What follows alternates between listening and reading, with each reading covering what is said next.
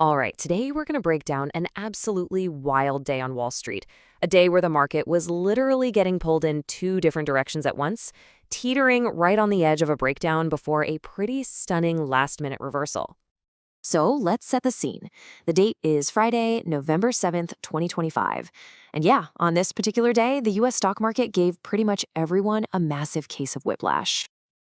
Okay, so the day kicked off with a really steep dive, and this was all driven by some seriously worrying economic news. By midday, the S&P 500 had actually fallen below a critical technical support level, a line that a lot of traders watch, and that really sparked fears of a much, much bigger correction.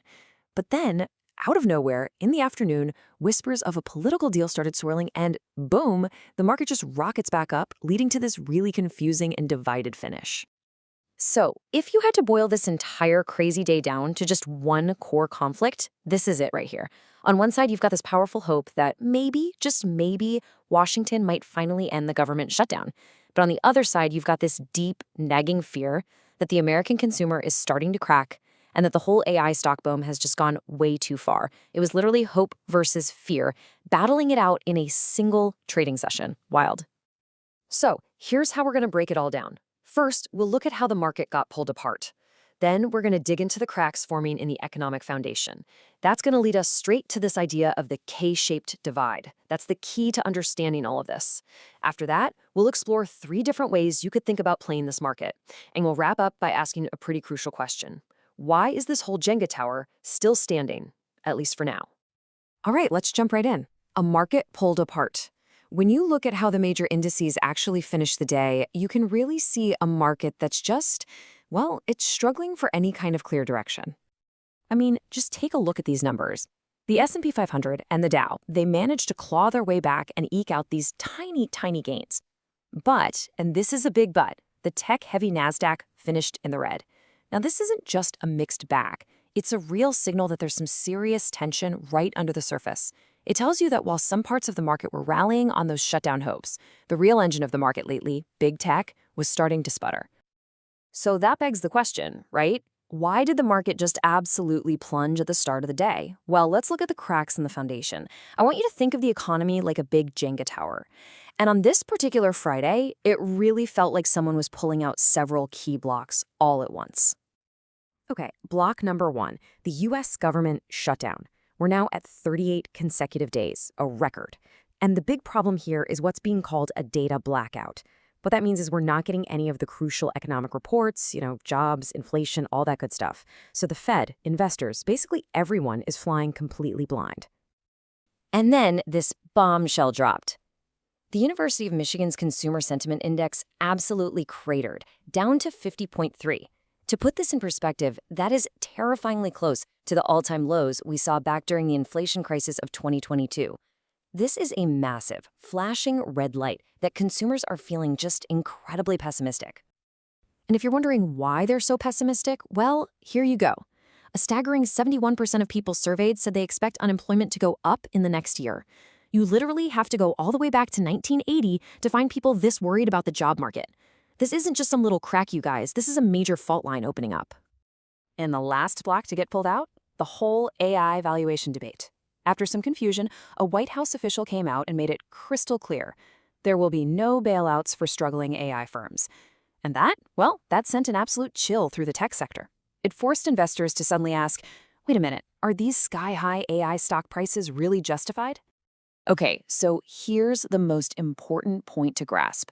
All these pressures we just talked about, the shutdown, that consumer fear, the whole AI mess, they're not hitting everyone the same way. Not at all.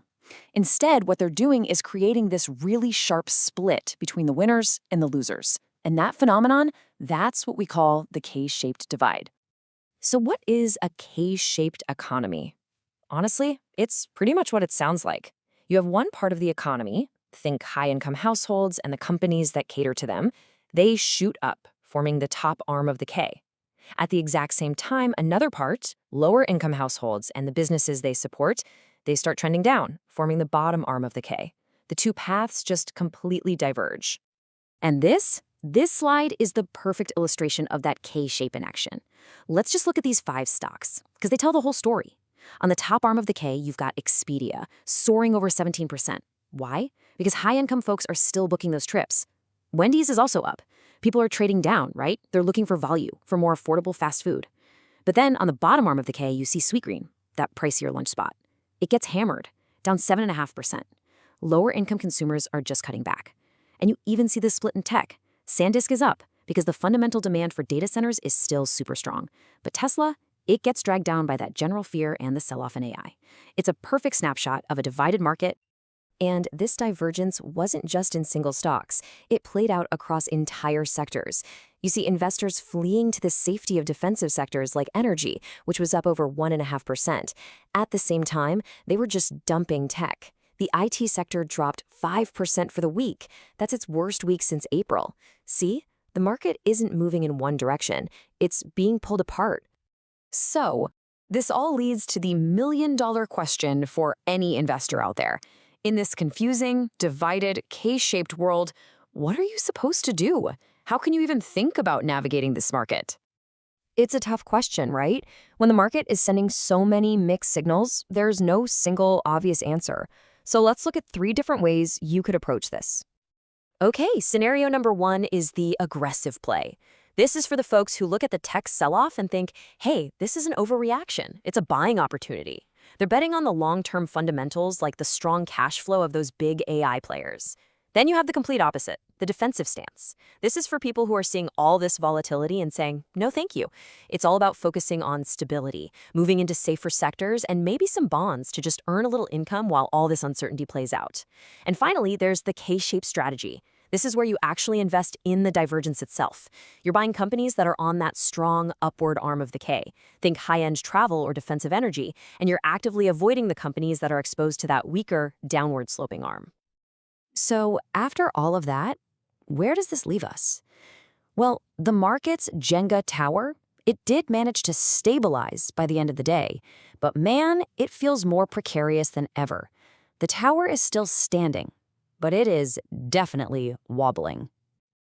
I love this quote from Diane Swank over at KPMG. She said, "The Fed is navigating by looking at the stars under a cloudy sky."